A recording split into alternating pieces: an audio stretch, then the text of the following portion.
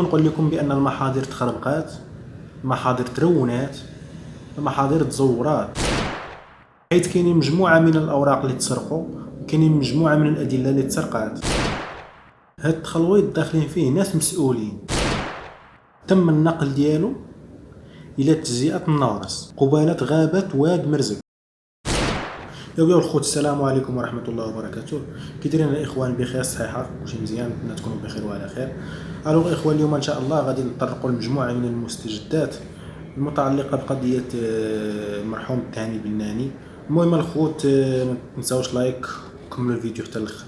اذا كما كنعرفوا الاخوان، فراه كاينه مجموعه من المساطر الاجراميه المربوطه بهذه الجريمه ديال التهامي، واللي قاموا بها مجموعه من الاشخاص، ونقدروا نقولوا الخوت انها ما كانتش بالخطا، بل كانت عن قصد ماشي عن غير قصد. وهنا الخوت غنحاول نجاوب بزاف ديال الناس اللي كيقولوا انهم حافظين وعارفين القضيه عن ظهر قلب، ولكن فاش كيتكلم العلم راه كلشي كيسكت وكيصمت. غتقولوا لي علاش؟ غنجاوبكم ونقول لكم بان المحاضر تخربقات، المحاضر ترونات، المحاضر تزورات، حيت في الاول كانت شحال من ورقه ومن بعد ولات شحال من ورقه، بحيث كاينين مجموعه من الاوراق اللي تسرقوا وكاينين مجموعه من الادله اللي تسرقات. كاين شي حاجه تحيدت من الملف ديال التهامي بناني. علاش؟ حيت فلوس كثيره دارت وفلوس كثيره دخلات، تخلويط كثير ديال الناس الكبار. هاد التخلويط داخلين فيه ناس مسؤولين. هنا الخوت غادي نرجع بكم شويه للور، بالضبط يوم اختفاء تهامي بناني اللي بتاريخ 14 مارس 2007. فالبوليس ديك الساعه ما خداتش طلب البحث من اجل العائله بسبب غياب القاصر تهامي الا بعد مرور 48 ساعه.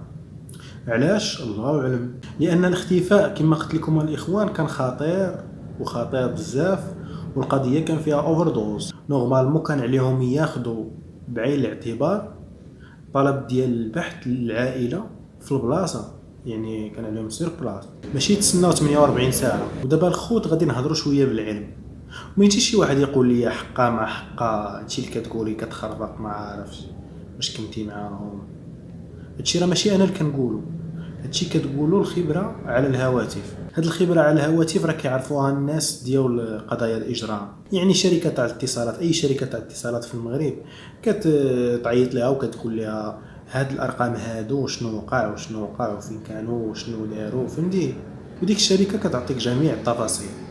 مثلا تقول لك هذا الرقم ها فين كان وها فين مشى وها مع متصل، وتقدر تعطيك حتى المكالمات مسجله، ما عندهاش المشكل. الخبره على الهواتف الخوت راه كدار من طلب من الدوله، او اي واحد عنده علاقه بهذه القضيه يمكن ليه يمشي يطلب الخبره. يعني الخوت حقك هذاك، هاد الجرائم كدار كتمشي عند الشركه كتغدي معاك الغرض وكتعاونك.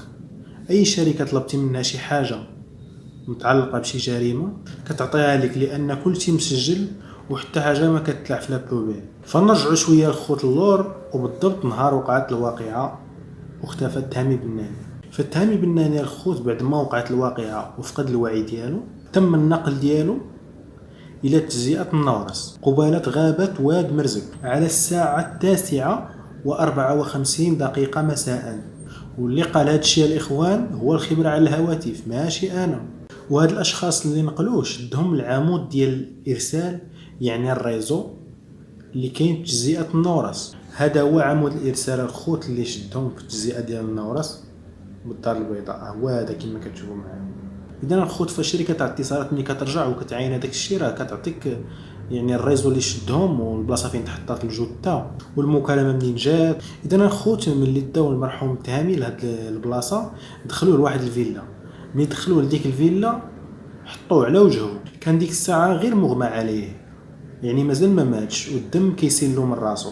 فصوروه وصيفطوه تصاور لواحد صاحبهم كان معاهم في الطالومه في المحمديه. حيت الخوت هو من القضيه ملي ولات فيها الضرب والجرح ولا فيها الصداع سلت في حاله المحمديه. وهذا البلان الخوت اختفى من الملف، يعني ما لقاوش، ولكن كاين في مكتبه الضبط بمحكمه الاستئناف بالدار البيضاء. اذا والصوره الخوت راه باقا نسخه ديالها عند الفرقه الوطنيه والنيابه العامه. بعد ما تدخلوا الاباء وجاو للفيلا هما اللي اقترحوا، وكانت عندهم الفكره ديال حمل الجثه ديال تهامي بناني من بعد الوضع ديالها داخل سياره اللي كان سايقها احد المتهمين اللي دابا راه هو كاين في السجن، بحيث كانوا رامينو في الكوسان اللور. تهامي ديك الساعه كان في غيبوبه، ولكن كان باقي حي. بعد الخوت قاموا بالرمي ديال الجثه باقتراح احد الاباء، قاموا بالرمي ديالها في سيدي معروف، في واحد المنطقه كاينه في سيدي معروف. فناض احد الاباء واتصل الوقايه المدنيه التابعه لانفاض، تابعه لبنجديه، تابعه للكوميساريه فين خدام احد الاباء. وشوفوا هذا اللوجيك دابا كي داير، جاو من انفا باش ياخذوا الدري من سيدي معروف. فمن بعد الخوت حيدوا له الساكادو ديالو، السوارد ديالو والحوايج ديالو. والمتهمين بجوج اللي مشدودين الخوت اعترفوا بان الساكادو لاحوه في البحر، والتليفون رموه في شي مكان مجهول على حسب القول ديالهم. ولكن كما كنعرفوا الخوت الفرقه الوطنيه عندنا ما شاء الله ذكيه، ما طيقاتهمش.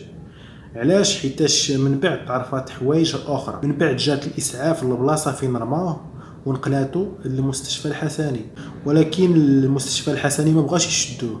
علاش؟ حيت الدري مضروب في راسو والدم كيسيل له من راسو، يعني وجهه معنف، فلهذا ما بغاوش يشدوها الخوت. فحولوه وعاودوا نقلوه للمستشفى ديال ابن رشد. ونزيدكم واحد النويطه الاخوان، بان نفس الاسعاف اللي جابوه هو اللي بقى كيتسناه حتى لوبيطال، بحال هو كان عارف انهم ما غاديش يقبلوه. ففي بنو رشد توفى المرحوم تهامي بناني. علاش؟ لانه بقى كيتسنى فرق عمليات الجراحه، حيتاش هما ما كيخدموش بيرمانونس، ما كيجيو حتى الصباح. حاولوا يخيطوا ليه راسو في ديك الساعه، ولكن فقد كميه كبيره من الدم وغادر الحياه للاسف في الحين. هنا الخوت فين داروا ليه التشريح، لان اي جريمه قتل كيخص يدار ليها التشريح بموجب القانون. وهنا اللي كيبين الخوت غياب بعض الاعضاء اللي منها الكبده والقلب والريه والكليتين. المهم الخوت هادشي اللي كان في هذا الفيديو اليوم. نتلاقاو في فيديو جديد ان شاء الله، وما تنساوش الخوت تعليقاتكم المشجعه ولايك الفيديو. والسلام عليكم ورحمه الله وبركاته.